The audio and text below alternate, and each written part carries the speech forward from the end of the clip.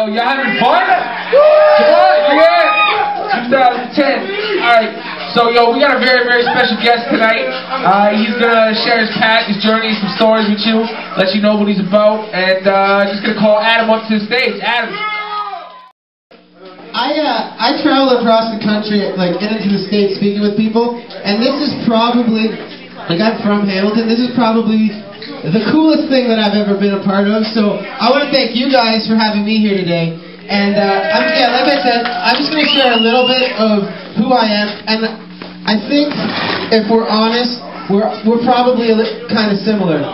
Is there anybody here, I can't really see that well, but anybody here who has something going on in their lives, when they think back at it, they're just like, man, I wish I didn't do that. Like, I have some regrets. Yeah. Okay, so we're in the same place. So, I'm going to tell you, growing up for me was kind of difficult. I didn't think I was a smart kid. I really struggled in school, right? Like, when I was in the 6th grade, I was diagnosed ADD. Yeah, we always have some ADD kids in the crowd. Hey, you know what the difference between ADD and ADHD is? The hyperactivity? No, clearer picture.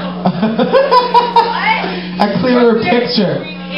So we got these T-shirts here that you guys are all welcome to at the end of the night if you're interested. After I'm done, yeah, no rushes.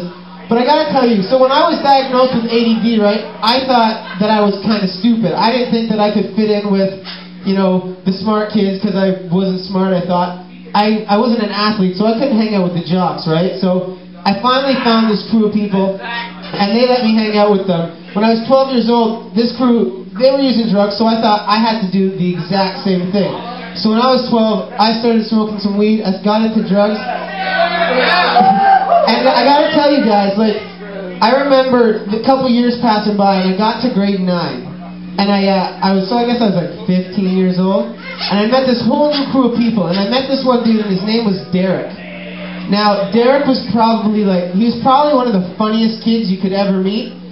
But, he was kind of weird. Like, if you got him really excited about something, he started talking to you, he'd literally be like this close to you. He'd be like a close talker, so he'd be coming up talking and you'd be dodging his breath because it was brutal. But other than that, Derek was awesome. We hung out all the time.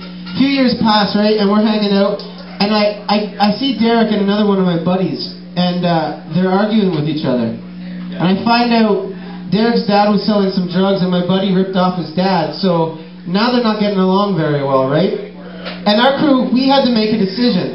We had to decide who was going to stay, because there wasn't room for both of them. So we decided, Derek, you're just not cool enough to hang out with us anymore, it's time for you to leave.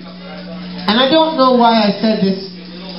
Maybe it's because I thought that I wanted to make sure, since me and Derek were tight, I wanted to make sure this crew was going to keep me as well. So I told all my friends, I'm going to beat up Derek.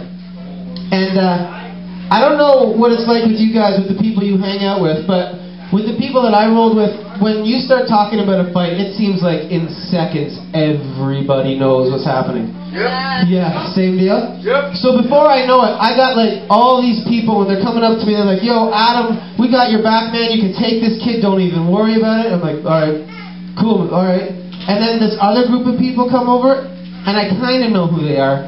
Like, we're on a first name basis, but now they're acting like we are best friends, all because I'm getting in a fight. And they're saying the same things, right? They're saying, Adam, we got your back, man, no sweat, you can take this guy.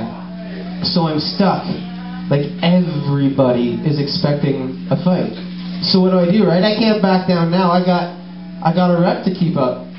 So I go and I start looking for this guy Derek, and I find him. And this is at school, right? In grade 11, I'm walking through the halls, find him, I tell him, yo, it's time to go outside, we got to scrap. And I take him to the back of the schoolyard.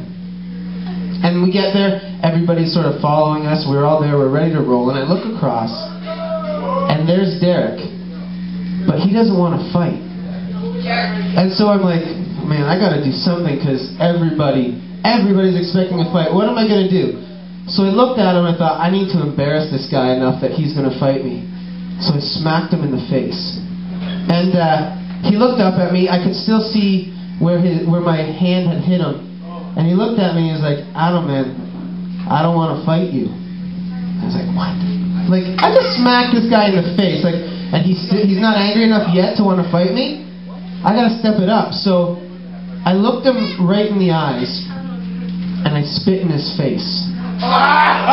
That's probably like one of the most disgusting things you can do to another person. And as he's looking up at me, he's wiping my spit off his face again. He's like, Adam, I don't want to fight you. So now I'm mad. I'm like, I just got to do something. So I just leaned back and I punched him and I hit him and he hit me. So the fight was on. That's what it took. And if there was going to be a winner in this fight, it was me, because eventually I hit Derek hard enough that he fell to the ground. And that's when I did it. This moment in my mind, I can never get back. This regret that I live with. As he's laying there helpless, I stood over him, and I saw this chain link fence, and I reached out with my hand. I grabbed a hold of it, and I used it as leverage, and I kicked him as hard as I could, right in the face, twice. And with that, he started bleeding, and everybody there was like, yo, this fight's gone on long enough, man. It's time to stop it. But I walked away thinking, I'm the champion. Like, I just stomped this kid. And you know what, though? I saw him the next day, and he was all by himself. His face was bruised, and he looked so sad. Like, I have no idea what it must feel like to one day have a whole crew, and the next day you have nobody. And I didn't know how to deal with this idea of who I'd become, because up until that point, I had excuses for everything. Like, nothing was ever my fault, right? Like, I used drugs because I struggled in school, and I was an angry kid because my parents were divorced. Like, nothing was ever on me. But that day, I realized it was my choice to do that to someone who was helpless and someone I used to call friend. You know, I ran into Derek a few years ago, and I was working up at a mall, and he walked in, and it was like he forgot everything that happened, and we started talking, and he was asking me how I was doing, and I was like, yo, I got this job, and I'm doing real well, and I've cleaned my life up, I'm not on drugs anymore, like, I'm clean, and I turned to him and I said, yo, what are you up to? He said, well, I just got out of jail. I've been in and out of jail, and, you know, I'm selling drugs, and so we chatted for a little bit, and I left there thinking, what if that day when I was 16, in grade 11, what if that day, instead of listening to all the people around me who wanted me to fight, what if I was just a good friend to my buddy Derek? And yeah, I would have lost the whole crew, but I would have kept a good friend. Maybe when I was making some changes in my life, I would have brought him along with me. You know? And you know, everybody makes their own choices, so like you said, like it's not all just up to me, but I wonder what it would have been like. And so I'm challenging you guys, this is a new year, new beginnings, the past is gone, the future's ahead of us, we decide who we become. Nobody can tell you who you are except for you. Let's make 2010 a year that we can say we were our own person. Thanks so much, guys.